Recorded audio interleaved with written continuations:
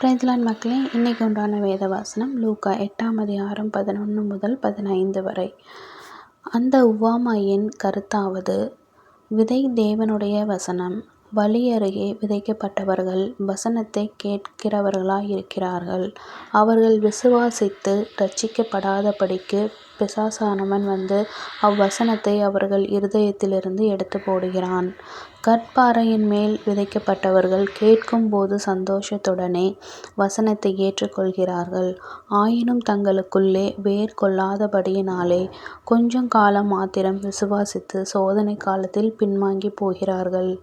முள்ளுள்ள இடங்களில் விதைக்கப்பட்டவர்கள் வசனத்தை கேட்கிறவர்களாயிருக்கிறார்கள். கேட்டவுடனே போய் பிரபஞ்சத்திற்குரிய கவலைகளினாலும் ஐசுவரியத்தினாலும் சிற்றின்பங்களினாலும் நொறுக்கப்பட்டு பலன் கொடாதிருக்கிறார்கள். நல்ல நிலத்தில் விதைக்கப்பட்டவர்கள் வசனத்தை கேட்டு அதை உண்மையும் நன்மையுமான இருதயத்திலே காத்துப் பொறுமையுடனே பலன் கொடுக்கிறவர்களாயிருக்கிறார்கள் என்பதே. ஆமென்.